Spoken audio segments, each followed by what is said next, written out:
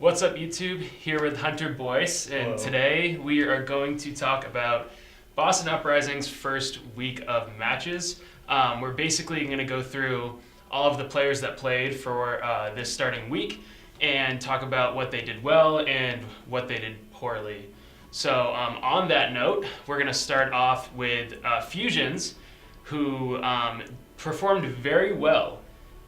I think a lot better than everyone had expected. They had mentioned that he had only practiced with the team for, I want to say, it was like a day or something like that.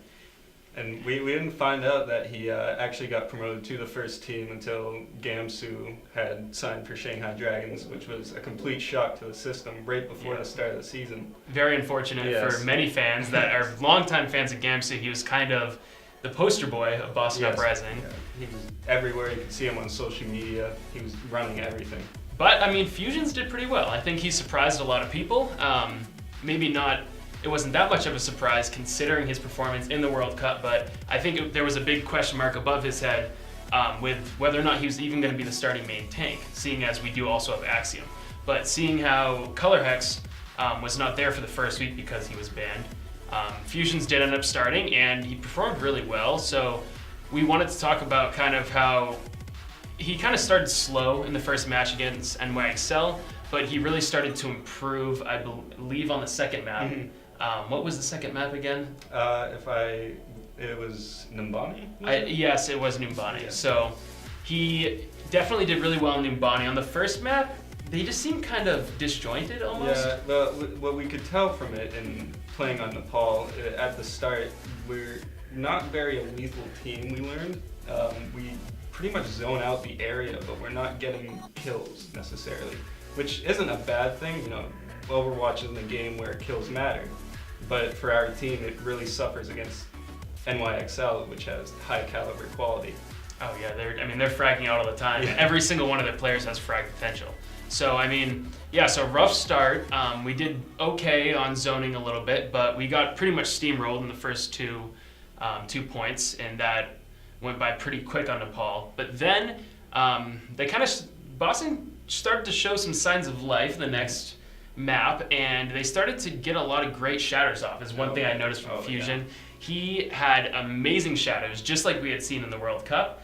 And it was really exciting to watch him overall, I think. Talk about a player that knows how to use his ult correctly. If you're a Reinhardt that's looking to get better at the game, I advise you watch Fusions, because his shatters are by far, in my opinion, no bias, the best in the league. It is incredible what he can do. He takes out full teams with them. And he charges them fast, too. Yeah. Even, I think it was on Volskaya that we had seen him charge them in a matter, it seemed like seconds. We could be exaggerating that a little bit, but I mean, he had a shatter at the very beginning of the fight, and like 10 seconds later, it seemed like he had another shatter up. And he might have wasted the first shatter, but it almost didn't matter because he was charging shatters so fast. I haven't seen another Reinhardt with the ability to charge shatters that fast. No, I mean, we saw even during his streams, he has the ability to charge his ult within 18 seconds, which is an incredible time to charge an ult. That's a lot of power from a Reinhardt, but especially how aggressive he is too. He gets forward a lot. He is a very attacking Reinhardt we've seen. He does not sit back. Which can be a great thing. I mean, I think that's a lot of the reason that Boston was doing well, but it also kind of bit them in the ass sometimes too.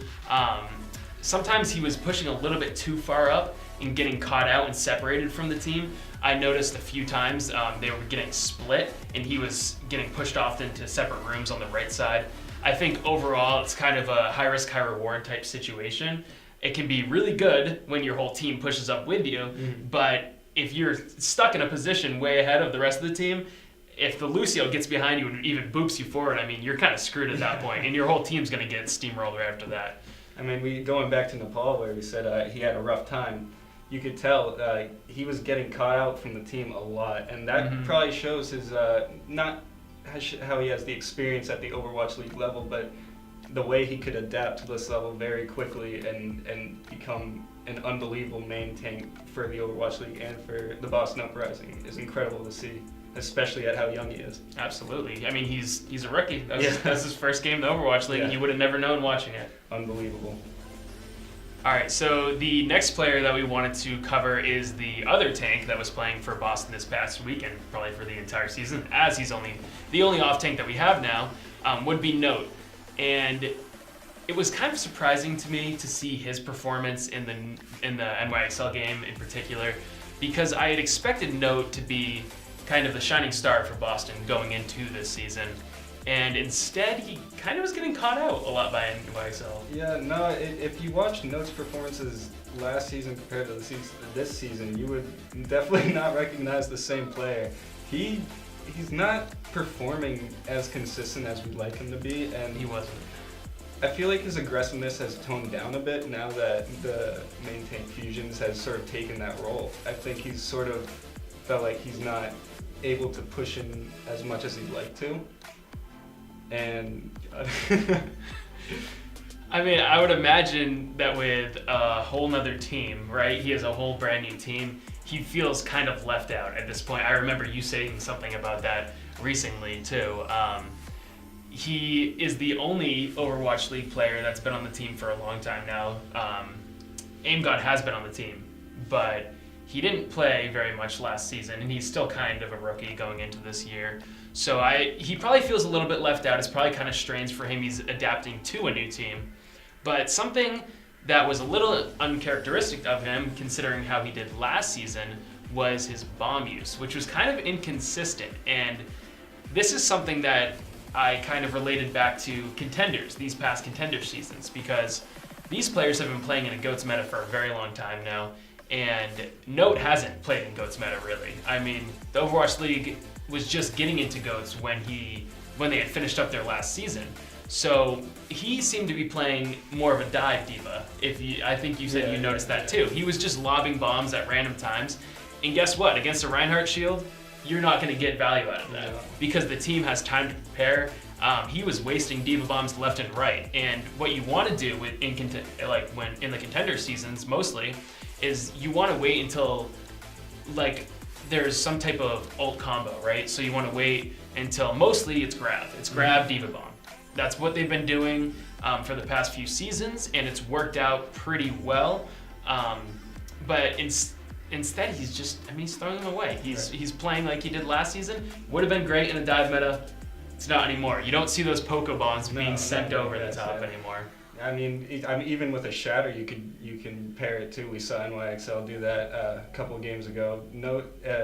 Very inconsistent bomb use.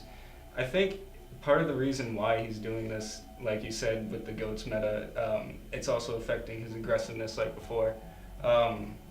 But he picked it up. He was finding picks in the Houston game. He was doing really well. One of the Raucus on both Sky, but that may have been Raucus' fault. That was pretty poor performance by his part. I think there's been a lot of talk about Raucus putting himself in weird positions to where he has no team support. I believe it was on Volskaya as well, where he was up on the ledge by himself, and Boston's down at the bottom near the point, and they're standing there, and Note's just looking around. He's like, wait a second, Raucus is sitting up there by himself, and Note did do a good job at finding him in those positions. I think Note played a lot better in the Houston game overall. But he definitely struggled a little bit towards the beginning. Yeah, he's definitely one of the more standout players in the Houston game. That was a very sloppy match for the Boston Uprising, if you do remember. But no, picking it up, we'd hope to see him pick it up in the future games, especially against Shanghai this Friday. Absolutely. And hopefully the team can perform.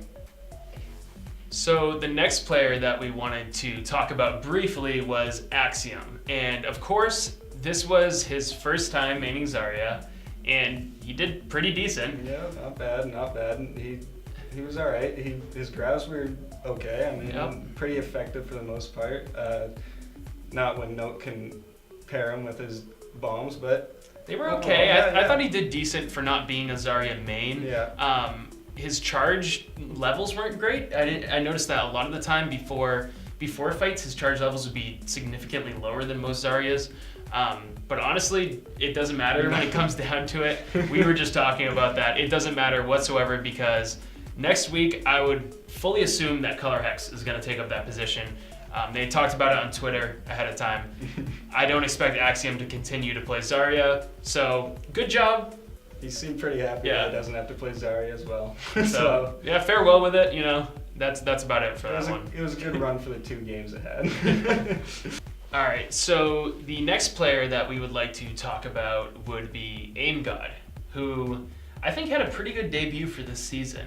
Overall, his transcendences were on point. I mean, he seemed to be pulling them out at the perfect moments each time. Fantastic. He was saving the team everywhere. And talk about last season, he wasn't performing as well. He kind of came into the team in the middle of the season where, like, he was shifted around, he was competing with Neko, and he couldn't really get into the team with all the experience the other players had together already. So this season, we can already see the improvement, and he's done a fantastic job these first 2 games.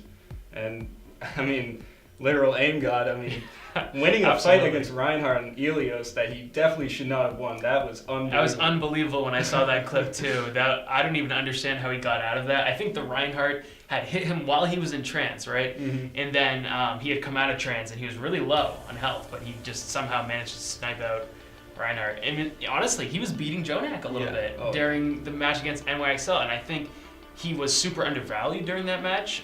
People didn't really talk about him too much, and I kind of wish they did more because I think AimGod is really a bright spot for this team going forward. I think he's going to be one of the best ends of the league, possibly.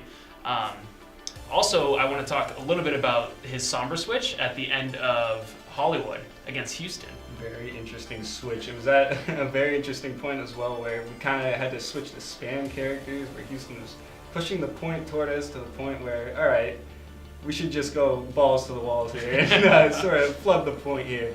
And AimGod on the Sombra, we've seen Zenyatta's play the Sombra before, and he didn't perform too poorly on it. He saved us.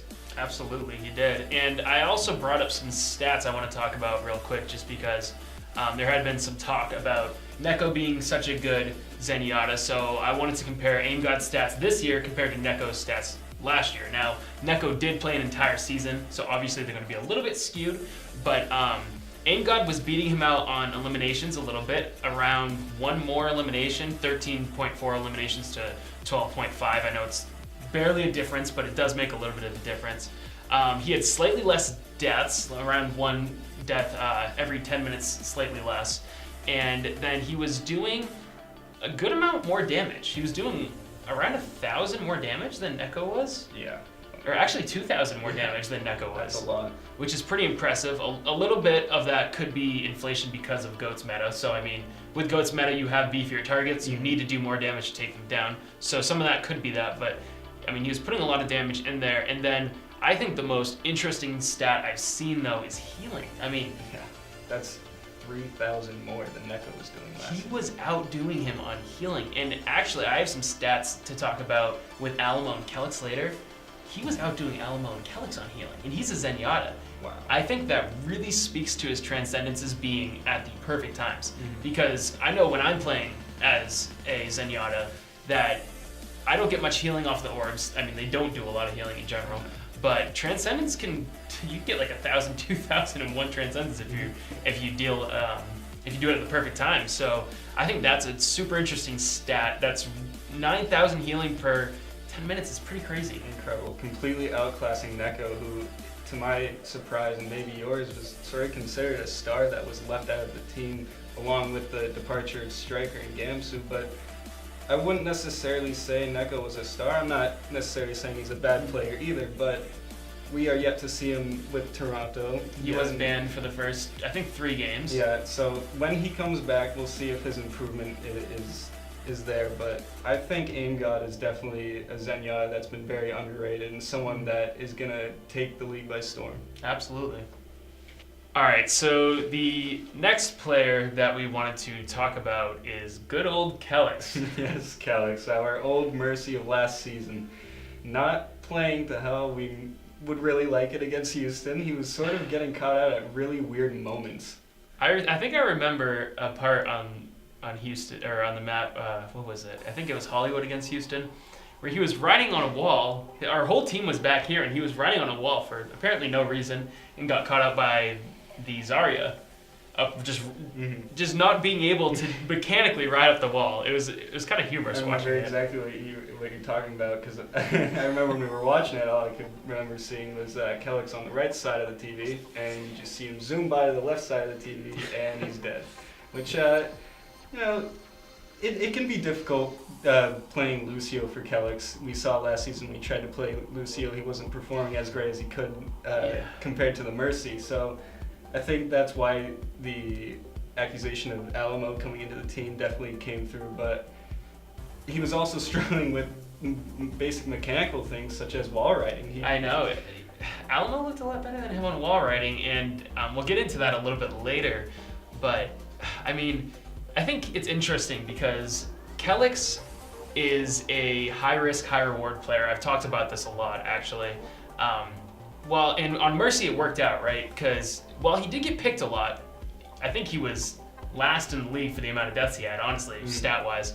He got picked a ton, but at the same time, he would also get a lot of really crucial reses off that many Mercies wouldn't even go for. So that works out on Mercy, but on Lucio, I don't see that same type of playstyle working out as much. I think sticking with your team is more of something that you want to do with Lucio, so I don't see Kellex being a good main Lucio for this team. No, not at all. And especially his separation for the team is definitely lacking. You, as a Lucio, you want to be grouped up with the team, especially in the GOATS meta. You want to be this wrecking ball that comes in and just tears up the other team. But with him, he's trying to play that scout. He's trying to find out what the other team's doing, and he's getting picked out, and that's a consequence of his play. Absolutely. And I mean, he was getting picked out first in a lot of fights. I think that's really telling. It's one thing if you lose at the end of the fight and if you get picked as a support, but as a Lucio, if you're getting picked at the beginning, your whole team's screwed at that point. So you basically have to reset. So I think that's definitely not looking too great for Kellex.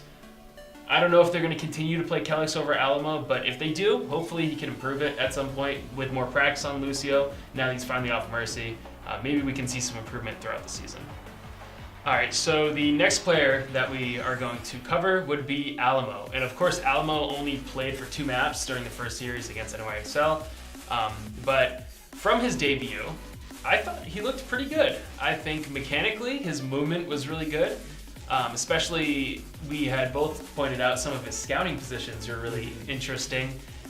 Especially on Nimbani, we saw he was getting to some very high spots with his wall rides, and like you said, his mechanics and movement, I would say some of the best Lucio movement we've seen in the league. Yeah, and it wasn't super flashy, which you don't always need with the Lucio. You just need them to be there for your team, and those scouting positions I think were super useful. So I was kind of surprised not to see him more. I didn't necessarily agree with them playing Kellex over Alamo, especially since those were Alamo's 2 first maps. So if they were critical of it, I think he could have improved. I thought he was a lot better on Numbani than he was on Nepal in the NYXL game. Yeah. But then he only got the 2 maps. So we do have some stats to talk about a little bit between him and Kellex. So Kellex was getting around 11 eliminations, and Alamo was getting around 13. Not a huge difference. 2 though over time per 10 minutes. It's every 10 minutes. That's a decent difference. Yeah, it's a pretty decent difference. Alamo, that just shows he can play the aggressive Lucio better than Kellex can, and that shows, especially the amount of games Kellex has played compared to Alamo at this point. That's a pretty big difference. And he was getting aggressive and not dying more, because their deaths per 10 minutes are basically the same. Yeah. Almost exactly the same. They're 0.01% off. Yeah. So, I mean, it's really close.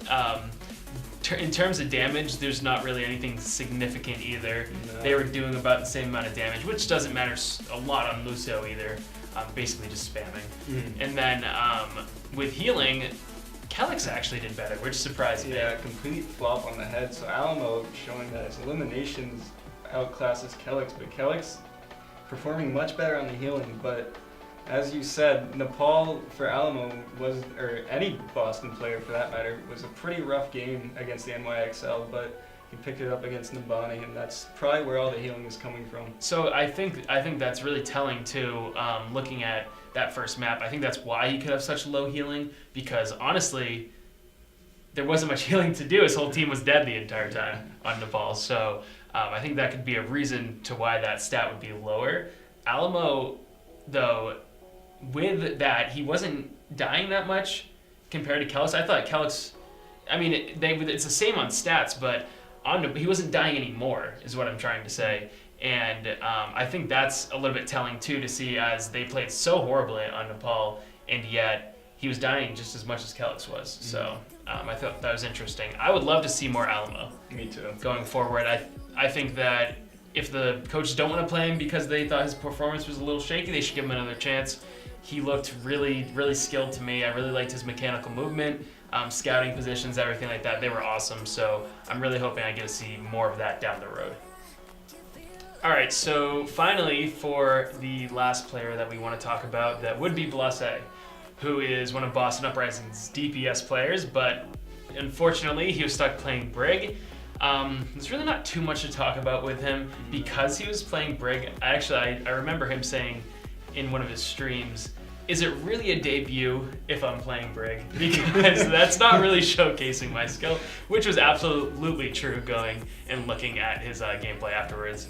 As a DPS player, you're supposed to be that flashy player. You're supposed to be the one at the center of attention, you would assume. But Blase, the most quiet out of the team playing Brig. And you see it with a lot of teams. Brig players aren't really very recognized, and that's just the type of character Brig is. But he did a good job escaping poor engagements with his shield bash. Absolutely. I saw a lot of the times that he should have died, but he actually ended up escaping those engagements and getting behind Fusion Shield, which I thought was really interesting and something that not a lot of people maybe have picked up on. He wasn't visibly bad either, so I think he was probably doing a pretty good job. From what we saw, he did decent. Nothing spectacular, nothing horrible either, so he definitely wouldn't be anything to worry about. I mean, looking forward to when we can see him on more heroes. But speaking of more heroes, he actually did play Ana for a little bit, which was really interesting to put a DPS on Ana. Yeah, no, it's not very, not usual for anyone to put a DPS on Ana, especially Blase. I mean, it wasn't for very long, so I mean, there's not much to talk about, but just, I don't know if that was his idea or if the coaches wanted him to play Ana for that instance, but he played Ana, which was interesting to see. Maybe he used to be an Ana main, who knows, I mean, really. But, so that's basically all we have to talk about Blase, but one whole last point I want to kind of get across, because this was big in both matches, was that the Boston Uprising struggles against Sombra a lot.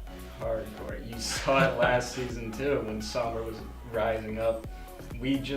It's like when Sombra's playing against us, we don't know what to do. The hacks are just too powerful for us, and we fall apart every time. And they got huge EMPs almost all the time when we were watching it in the NYXL game. I believe it was Mecha who was playing Sombra, the off tank. So they were playing him instead of a d.va, which I also thought was interesting. But I mean, on Nepal, he was just destroying us because he could just walk right in there. We weren't catching him, and he was getting almost everyone on our team with those EMPs, and that was really destroying us. So hopefully we can figure out a way to deal with that going forward. I don't know exactly how we would deal with that. Maybe Color Hex can play on it? Maybe. We haven't really seen much, and honestly, our strategies could be completely different for when Color Hex gets on. That's all up in the air so far. But anyways, if you guys enjoyed our analysis, make sure to leave a like on this video. If you want more videos on Boston Uprising, make sure to subscribe to this channel, Buff Cheese. And as always, thank you guys for watching.